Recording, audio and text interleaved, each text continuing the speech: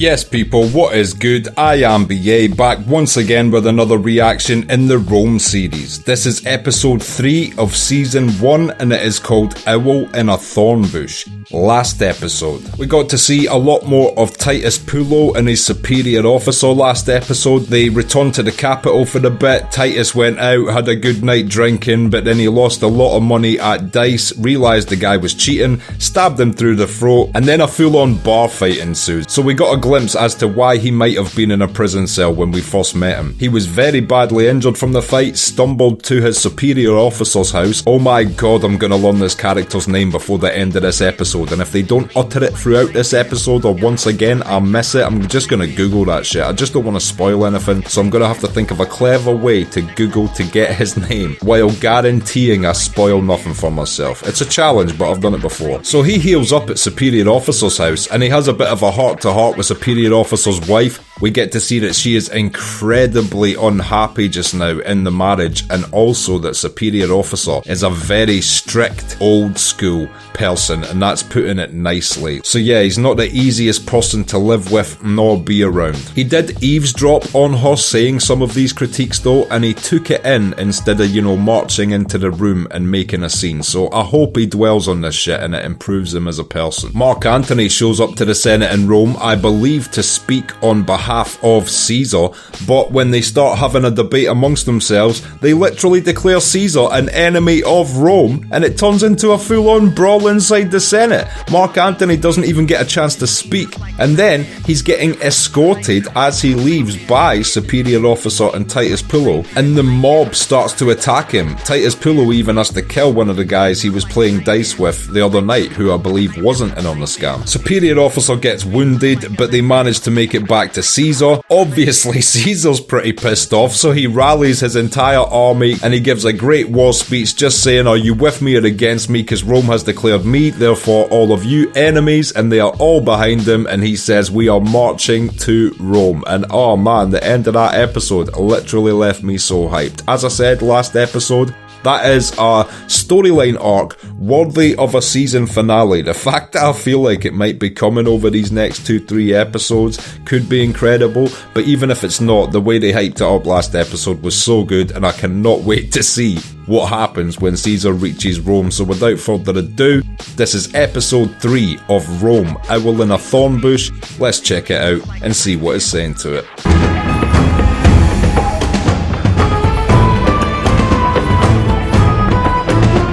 On third watch, you really have to give it to them. It's like no other show, this intro. Was unsold, then found it unique, now think it's so unique, it's memorable, and that's all you really want from a show intro, so they succeeded. Okay, this is like the third weirdest thing I've walked in on this woman doing. Caesar has crossed the Rubicon. He's on Italian soil under arms. It's an act of gross treason. Oh, shut the fuck up, you red wedding coward. Will that be all, Domino? So, he wasn't even in trouble. He was literally just loaning her his back and ass so she could relieve some stress whipping the shit out of him. Was that what I was to get from that scene? Never mind the Illyrian pirates. What is to be done? I've already given word. I think I know what I recognise this old actor on the right from. Is he the farmer who has the sea mine on his land in the movie Hot Fuzz? Or am I completely wrong? It looks like the same dude. There will be no rapine pillage or burning. Any questions? Okay, so it's going to be quite a civil invasion if they're not just going to go through the streets fucking people up. I was thinking they might have direct resistance from the Roman armies garrisoned in Rome, but they might just step aside if it's going to be a peaceful delivery of a message. It's a crime if we lose. If we win, it isn't. I'm merely pursuing my legitimate right. It's always the same with war. The winners dictate that they were always right and the losers were always criminals. You follow the eagle up Pluto's arse. Now that's a deleted scene we'd all like to see. I told you not to come here. Is this side action? Has she been getting some side action? I had to see my son. We've seen him, now go. Oh! This is the most complex shit ever. So she's been fucking another guy while her man's been away at the war, had the kid, and is forcing her daughter to claim the kid is to another boy with her daughter. Everybody knows that. That may be that I made a vow. Oh shit, this is incredibly complex. Obviously that guy isn't the nicest guy. He's incredibly uptight, and on top of that, he's been waging war for 8 years. But this is still so fucked up. Papa will understand. He will kill us all. He probably would.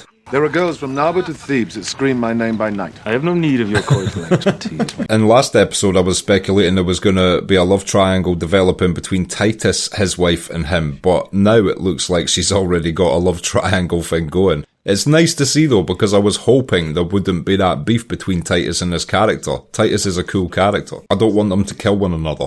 I require that she love me also, else I am merely her slave, and I cannot tolerate that. You mean she's merely your slave? Who will pour wine upon my grave? If it comes to that, I shall do the honors. If he doesn't drink it all first. Besides, you'll be dead too. Always good to end a conversation on a positive. Are you wearing perfume? It's horrid. Horseshit suits you much better. So she preferred having sex with him while he stunk of horse shit. Noted. What do you want then? You know what I want? I mean, I don't know why you're slapping him now. You're the one that fucked him for the horse. Do your job to my satisfaction. See that you're properly rewarded. I mean, does she not have money to pay people? She seems like she comes from quite a noble house. Why did she even offer up sex to begin with and not just a good amount of money? Pompey's outriders. His legions won't be far behind. How are they even going to distinguish between what side who's fighting on? They're all wearing the same shit, are they not? Going straight into the first skirmish, let's go. These all look like child soldiers. Is that really who Pompey are sending out first? A bunch of kids? Caesar's scouts are only 30 miles from Rome. I guess they probably had that outpost there more for that reason, to get someone back to give word that Caesar's troops are on the move. We have only 3 legions in arms for the defence of the city. Is that a lot? How many troops are in a legion? It will take at least 4 days to assemble a force capable of defending the city. I've got to say, this is absolutely terrible battle strategy by these so-called wise Senate members, because if you knew your game plan was to call Caesar an enemy, you would have already sent the word to start moving your troops to re-garrison Rome, under the expectation that one of the potential outcomes when he heard the news would be that he would march on Rome. These guys are not the most forward-thinking of nobles. Towns of Italy will close their gates to him. We will have an unassailable advantage in men and resources. This guy's banking on the fact that all these people are going to rally behind him, and I just think he's wrong on that. I think way more people will have Caesar's back than he expects. You've lost Rome without unsheathing your sword. You have lost Rome! And now that guy that was all for this shit is already sort of turned against him.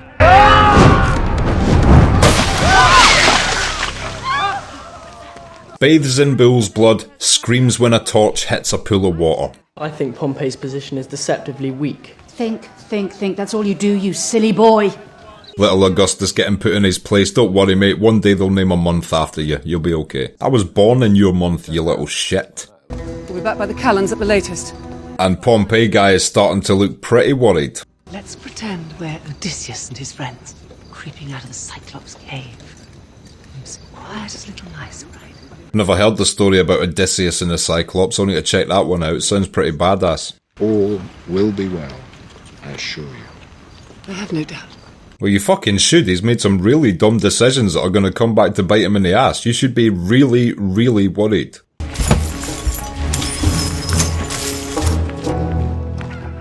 I would have loved to have got one of the prop coins from this production. I wonder where they all are now. We're not going to the Abbey. What? What the fuck? I know he's just double-crossed him, but has he done it for Caesar or against Caesar? It's all about the tone of the voice. Pretend you're putting a saddle on a skittish horse. I never thought Titus Pillo's relationship advice would be one of the key things I'm looking forward to in this series. There's the spot, just above her cunny. It's like a little button. How do you know this of her? I cannot believe that this guy has went this far through his life, knows how to kill a guy in 100 ways, has never learnt the mysteries of the clitoris. I swear this is just a meme. Do some guys still not know what it is? Is that a thing? You must kill me. And then you must kill yourself. Your survival would be inappropriate. I would not think of living, Domina. What the fuck? Imagine demanding your slave commit suicide because for them to survive and you not wouldn't be appropriate in the eyes of, like, society. I spit on Glabius. I piss on the rest. Oh, that's right, Mother. Die as you have lived, poison brimming in your Listen! Seriously, this is not the time for a domestic. Listen! Oh yeah, the banging stopped. I even had to listen to Augustus for a moment there.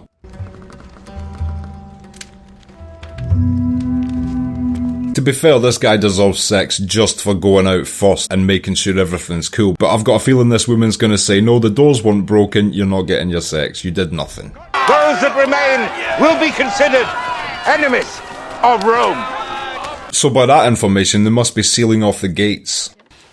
I talk too much.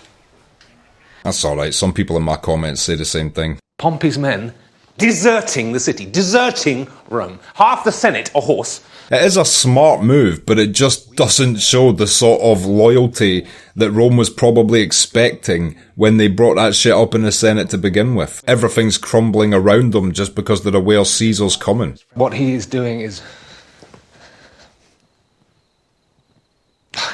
I do not know. It's the only option he had, first of all, and second of all, I fucking knew that this guy was gonna be some snaky little shit. He's just perfect for these roles. I'm sure he's a brilliant dude in real life, but he is cast in these roles. Brutus, I think he's playing. I know that name from history, but I don't know what he did in it. Will be the mistress of a dead tyrant. Mother, we know what happens to them. That is for the gods to decide. So Brutus's mother is deeply in love with Caesar, and she's been waiting for him the entire time he's been at war. That is loyalty. We may be parted for a long time. And shame on Brutus for leaving his mum. If my mum said, you know what, I'm staying in Rome, I'd be like, you know what, cool, I'm staying here too, I need to make sure you're safe. Little Brutus over here is tucking tail and fleeing. Goodbye, Mother. Goodbye, my love. Imagine abandoning your own mum. Daughter left. When? Just now. I put a boy to following her. Do you think she's fled the city or just went to see her husband?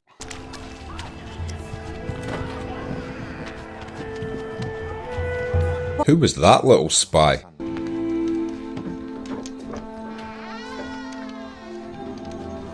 And good on her for not listening to her mum. Jesus Christ, her mum is strict. Let my men live. Sorry. It's orders. What a fucking asshole. And why are they killing this guy? Was that the daughter's ex-husband? I'm so sorry I'm asking a lot of questions this episode. It's just, again, we're quite early on and there's a lot of faces which are kinda similar-ish. I can only assume that was the daughter's husband, but the very scene before that we saw her in bed with her ex-husband sleeping with him, so was that after he left or is this some different guy? Because if it is, I've no idea who that fucking guy was. They're hundreds of miles away. Big enough for a man to climb through. A man would never be able to get up there in the first place. That would have been an interesting time to be alive when you looked up and assumed the stars were only hundreds of miles away. Really, Numa, that's quite unnecessary. I beg you stand. That wasn't even a bow, that was a full-on plank. It won't fail. But if not, what then? How do we pay the legions? How do we feed them? Actually, he's asking quite a lot of legitimate questions. There's nothing worse than your troops just getting starved because you've chosen to walk somewhere with minimal supplies. Should have been stopped by now. Why is Rome not defended? Our boys scared him off, eh? Yeah, they're just very lucky. They might be in trouble in a few days when these troops arrive from Pompeii, but until then, this could be quite easy. You come from the city? We do. How goes it there? You're Caesar's man. He's hiding his colours, isn't he? He had a red cloak on before. There's no soldiers here. My mistake. You all wear the soldier's boots, so I assumed you were soldiers, but of course I'm wrong. Shit, that's some good detective work.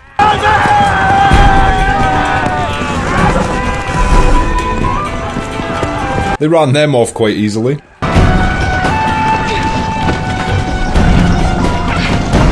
Who is that girl? Did we meet her before this episode? I don't recognise her. All I know is them oxen have got somewhere to be and she's going with them. Coitus, is it? Goiters, as you say. Fat, greedy men often find it so. She must have quite a lot of power because she never bites her tongue with her opinion on people.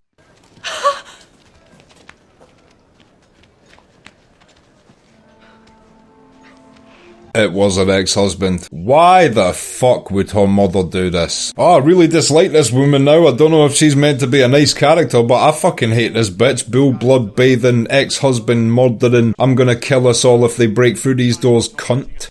Oh, it was not a dream then. Glabius is dead. Look at her being the considerate mother, knowing exactly what she ordered. Why do you look at me like that?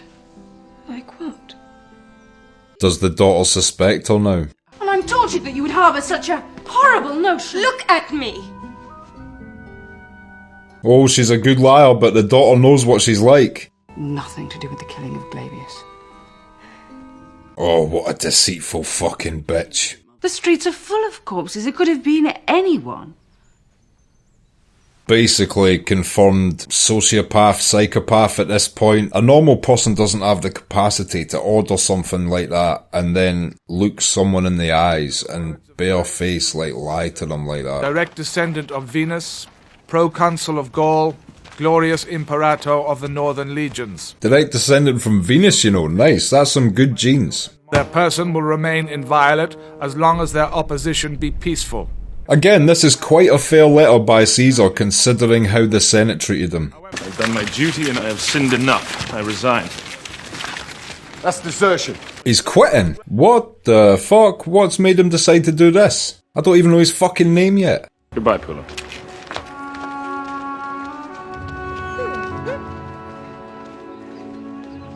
Oh, for fuck's sake, I was waiting for Titus Pulo to say goodbye name, so I knew his name. Of course that was the moment he chose to be stoic instead of talk about pussy for 5 minutes.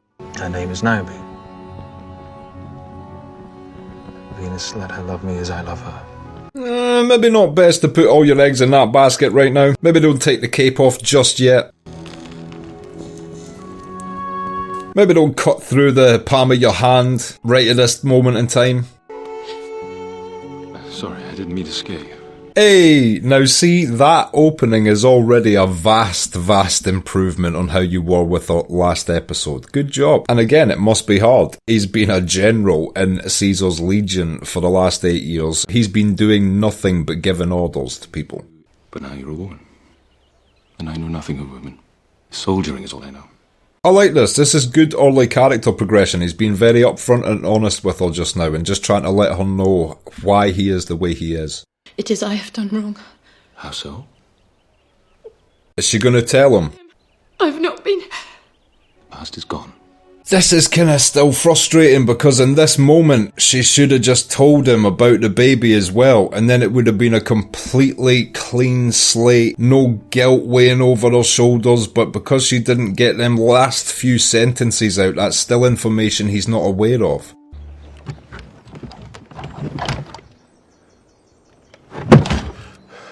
What are in these chests?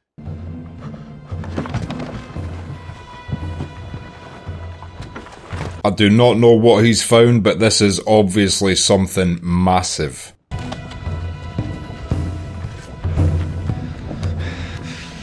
And why is Titus Pulo now going undercover? You're about to enter Rome as a blood-stained conqueror, and yet you look as calm as a cup of water. He does, he looks very chilled. Caesar smoked a joint before he got on his horse. Gracchus! Something more cheerful. The horse looked like it might have had a bit as well.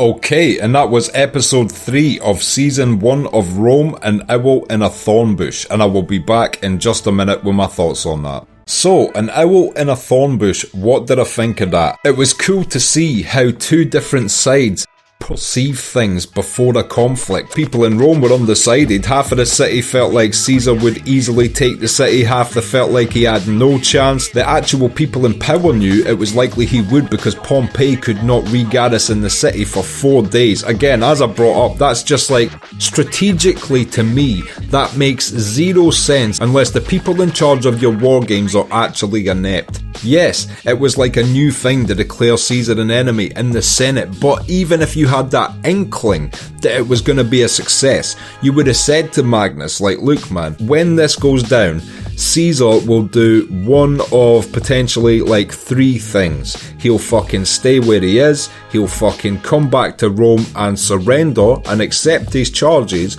or he will say to his army, let's go to fucking Rome and show them what's up. And the fact that that's one of those 3 options and hadn't been anticipated by re-garrisoning the city seems incredibly inept. Keep in mind, this is long after Sun Tzu's The Art of War. The Romans were famed for their battle tactics and expansion of such a glorious empire. Surely they didn't get in that position by doing dumbass shit like that. And I promised I would learn commanding officer's name this episode. I've let you down. I'm gonna have to resort on the Patreon gang, guys. When I post this, please let me know this motherfucker's name for the life of me, yeah. But yeah, there was drama, but not in the way I was expecting it. It turns out the baby isn't actually his daughter's, it's his wife's, and she has slept with another man while he was away. Now, she is regretful about it. The guy tried to re-enter her life this episode, and she quickly shooed him away. We saw her searching for strength, praying, and she confessed to him at the end of the episode, and he kinda took it well. I hope he knew she was about to say what she was about to say, so that it's not something that will be revealed later and infuriate him. I hope he took it on the chin and realised in that moment that she had been with someone else.